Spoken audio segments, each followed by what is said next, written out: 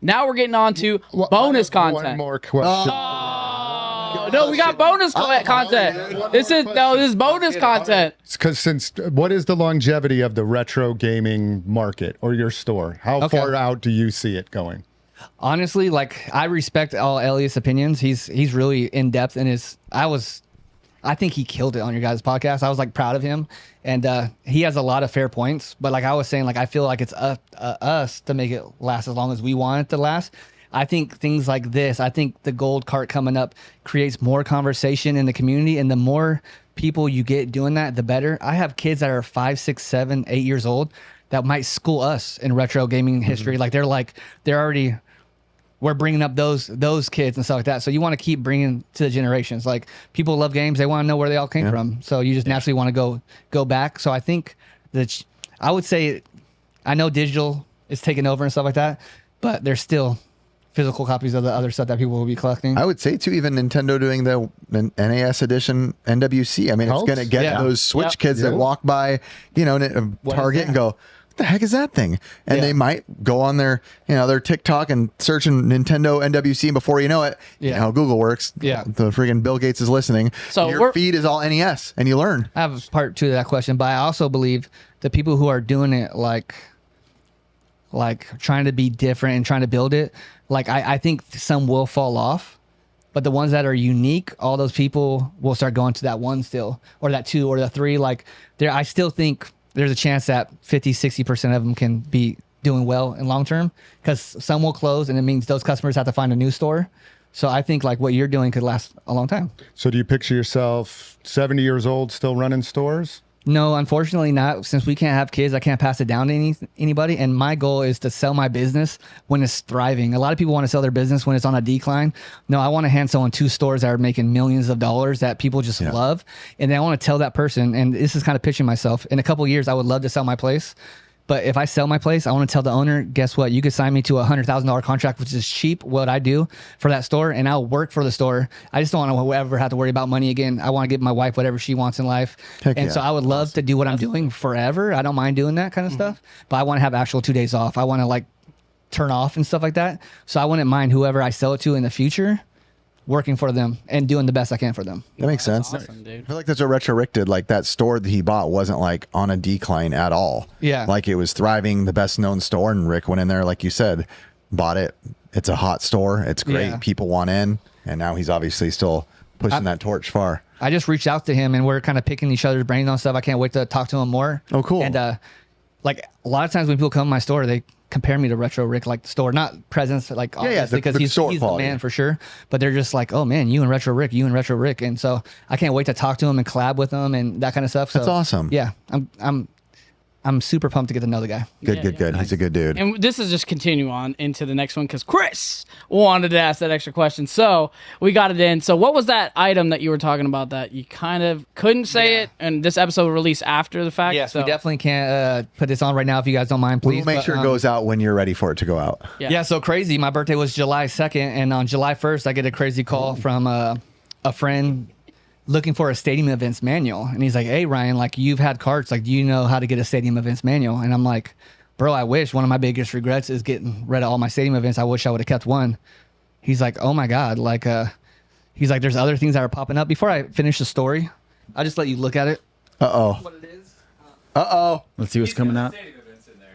Nah. Wait, did we put it in there? You lost it. Or did we put it in that box? It's gone. Ben, did you take it? Oh, Ben's always got I'm not bubble. saying a stadium events, but just what. Can I see what it is? Go ahead. We'll let Riv do it. Now, I see the top. What condition is this? It's good condition. It's not like the highest, but No, I meant CIB or pull it out, baby. Whoa! sealed stadium events. A sealed stadium events? Yeah. But not only is it sealed, guys, the story behind it, I'll get chills when I think about it. A sealed? The story behind this game is crazier than that game.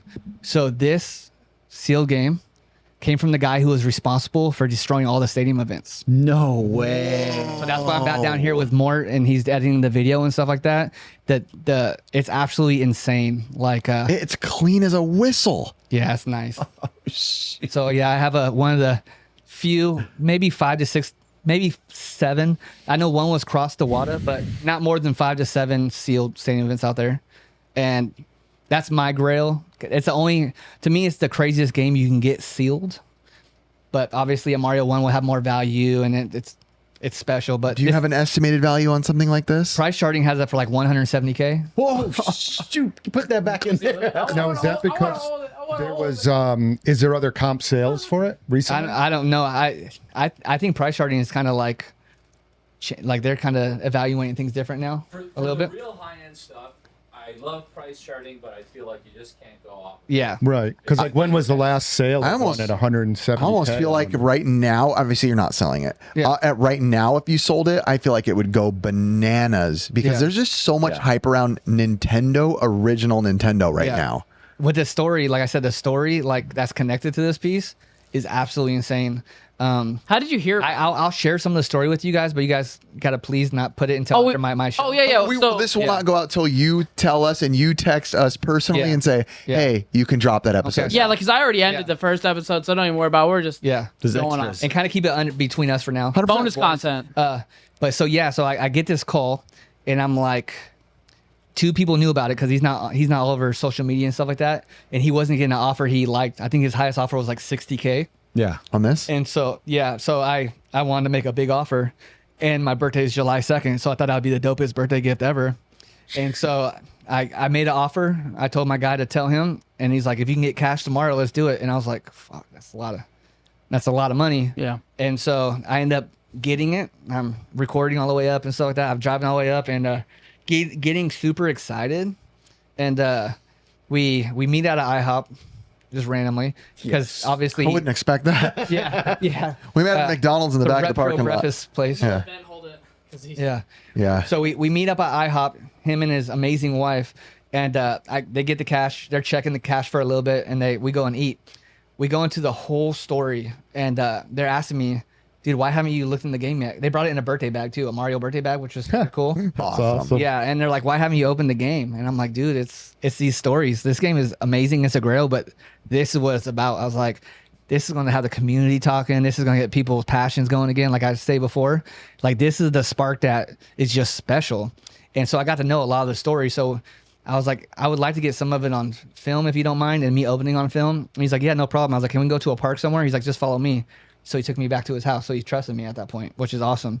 And I got over 15 minutes of the whole story of how they're destroyed. Because we know the rumor was they're destroyed, and obviously you can't find them, so they're probably destroyed. But like, I know what bay it happened at. I know how many pallets of stadium events where they were. Oh.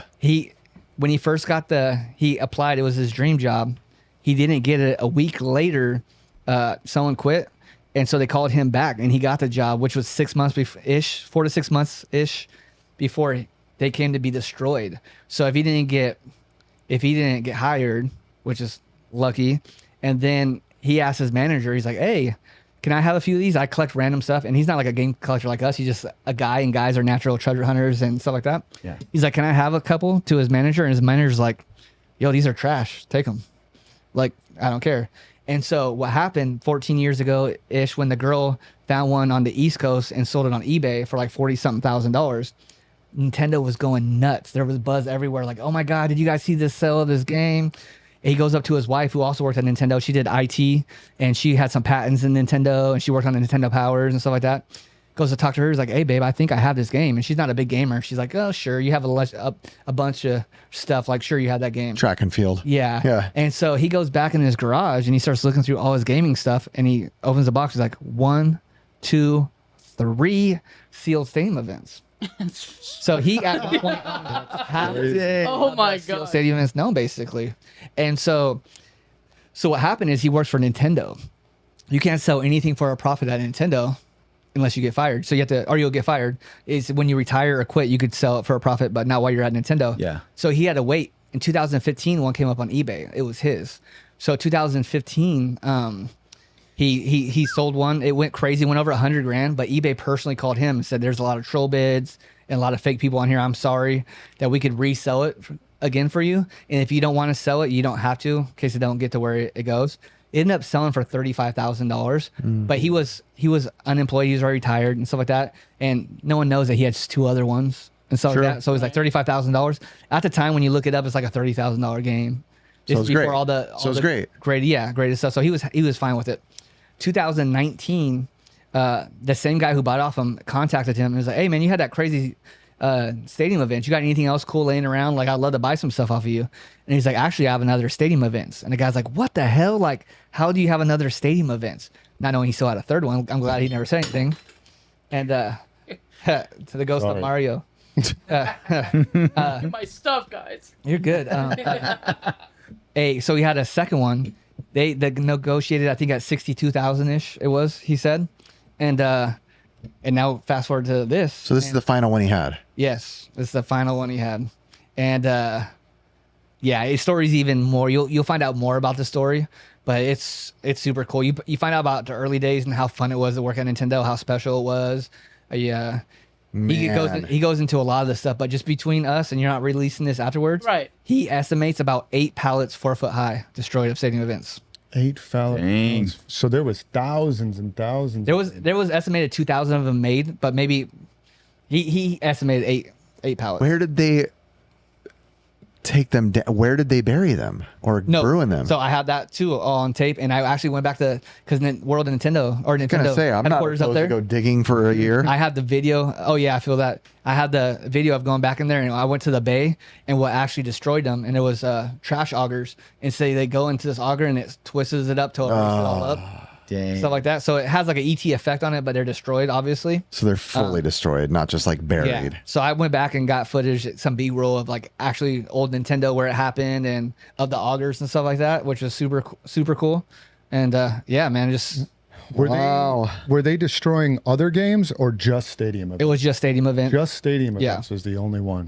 But I mean, I'm sure they destroyed other things, but come to find out too, talking to him, that how many Pokemon sheets, full sheets, uncut sheets that they destroyed and threw away. He's like tons of them. Did he have any? And I forgot Pokemon was Nintendo at first. I mean, no, he had like 2 or 3 that already sold like within like a few months before I ended up getting it. And you know why they destroyed these, right?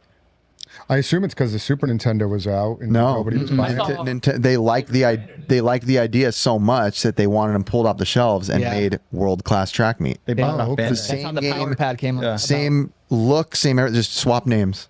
And if you look on the picture on there, it's the old Power Pad, it wasn't the Power Pad, it was the Family Fun Fitness Pad. Family Fun Fitness Pad, yeah. Yeah. So it went out to like KB stores and the retail Or whatever it went out. So it's the information I found. It went to the northeast stores of Woolworths. You remember Woolworths? Yep. Back in the day. Yeah. Yeah, Woolworths had them, and 200 of them made it out to retail. And by looking at Pops and stuff, like Pops are around like 45, so I'm thinking like 60, 70 Population report, if anyone doesn't know. Yeah, 60 or 7 maybe made it out. The other ones were basically shipped back to Nintendo to be destroyed. But you see different information online. What I found is What I estimated searched 2,000 was the Woolworth too. That's that's the story I understood. Yeah, exactly. That's where I'm coming from too. And the fact that he worked at Nintendo and he's telling me all this kind of stuff, I believe obviously the story is true. He was the facility guy. Later, he became the facility manager. Wow. And so if he's from Washington, was this Nintendo branch that he worked at? Was it in Washington? Where Yes, it's headquarters. It's the main. Are they world still of there? Nintendo. Yeah, I went there and that's where I was getting footage. I went to the front door. I had people coming out of there and I was showing them and they're like, "What the heck?" So I have like people seeing it from actually Nintendo. Nice. What you were gonna say? I was gonna say, is this power pad expensive as well? The running pad?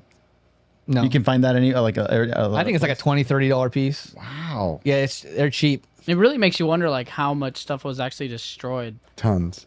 I mean, like even like those uncut cards that Secret Game Shops Juan found. Yep. Those sold for I think like a couple thousand. I think.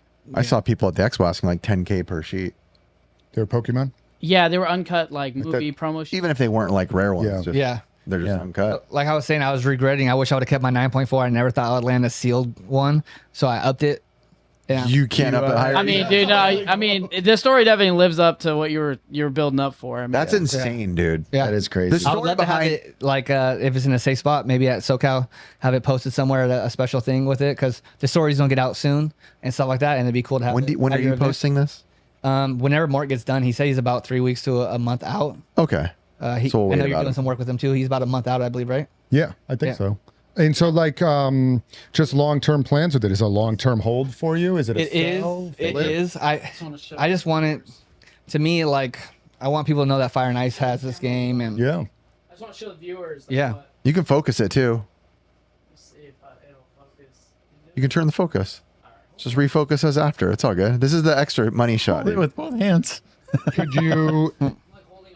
There you go. Could you picture yourself ever selling it? Ricky's a buyer. He's Yeah. interested. I'm in. I could picture myself selling it. Yeah. Only because I don't have kids. I can't pass my stuff down. I'd rather have a comfortable life. I have a sick wife who's killing it in life and doing well, but I don't think I pray she holds up forever. But to me, if it could bring value to my life, Absolutely. I want to do that. But right now, I wanted to bring value to my brand, my community, my store. I want people to take pictures with it. Awesome. No, this will be talked about on other podcasts within Yeah. a couple days of it going out for sure. So that's what I'm really looking forward to, is getting over my fear of talking about the game and meeting more people. And You keep doing saying stuff that, like but this. you keep saying that, but I wouldn't know. You've been talking Yeah, great. and we appreciate you. Comfortable. It Sound does better feel than like I'm stupid talking to Elliot. the- I mean, you're a homie, so like we want to make this feel like a homie situation. Yeah, like it's I don't feel like I'm talking to a camera. Yeah. So I haven't felt uncomfortable. So I appreciate that. I was scared as hell to come over here. I was like, yeah. I mean, we were texting back and forth. You're like, "Hey, man, have the topics ready." I was like, "Dude, you're good, man. Like, Yeah. you're like your family. We I talk felt about so it." comfortable. It feels normal. So I really appreciate that. Dude, and thank you for showing that too. I mean, that's Seriously. right now. I feel like there's a really special, maybe inside of my heart, and I'm just biased right now with Nintendo. Yeah. Because obviously I'm doing the full set. You Yeah. know, well over 700 games now. I'm like I've never been like more in love with the actual original Nintendo in my Yeah. life. Yeah. And like with the NWC stuff and the big, you know, the courtesy, you have the promotional, the guest cards or whatever it is for NWC and the hats and the original and now the stadium events. Chris owns Terry Torok's press pass. I do. Yeah, Who was the And announcer for NWC? Yeah. So it's You've owned the set before, right? You said? Not fully. Oh, not fully. Okay. So this is like yeah. There's something about getting it for the second time. I don't know what it is. Like I said, 100%. I'm with you. And There's like, so much my more Mario- passion into Yeah. it right now Yeah. than the first time I was like, oh, I want all the Nintendo games because I liked them. That was Exactly. cool. Now there's so much more than that was cool. I'm like, okay, there's real meaning to this and the Yeah. gaming market. Do you consider this part of the full set? Yeah, I think so. It's a life. So you're gonna go for one? Yeah, might have to be a pal, but we'll see. we'll see what happens with Ryan someday. I don't. Whenever you want, if you want, that's what I'm saying. It's for the community too, dude. Like if you want to do an episode where it's just you and your whole collection, and you bring this in for the day, and you're talking about it, and it's all you, just all about you. You're more than welcome to have that for that I would day You could rent it for a day for $1,000. for free 99. Free 99. No, I would love to talk about that on the show, even in a more, because the other channel does have more eyeballs too as well. So I'd love for them. I just to want to see say it. the love and respect I have for you guys. Like, I'm not sharing it with this any other podcast, anything else before this gets out. So this was the only place I wanted to do it. And when I was already out here, I was like, yo, this is something that I think you guys will love. You'll enjoy it. It'll go well. And so I wanted to bring it. So that's why I hit him up. I was like, yo, I'm going to Thank be in you. LA.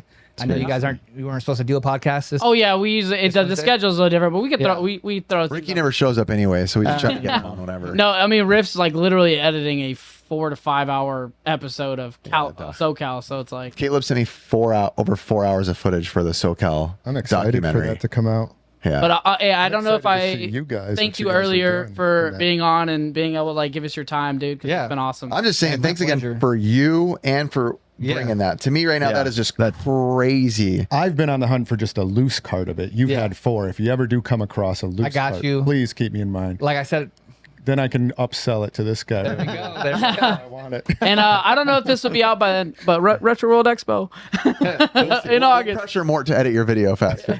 Please do. Please do. Anyway, man, thank you for being here, man. It's Yeah, been thank awesome. you, Ryan. Yeah. Thank you. Wait, last thing. Everybody stop. We should leave a link to your video at that point because it'll be out. Yeah. in the description so you can see the original video with you, because we'd love to promote you up as well. I appreciate that. I don't know if you guys, I don't know how it all works, but if you want to take a couple pictures with it for thumbnails later or whatever, I will. So please. He just reminded me, we need thumbnail pictures. Yes. Hey, you're better at this than all of us. Mort was telling me like you should pay extra for a thumbnail for this video, and I don't know if you guys want to help me do a thumbnail. That'd be awesome. I do thumbnails. That is my thing. So okay, beautiful. Appreciate you, man. Yeah. Sweet.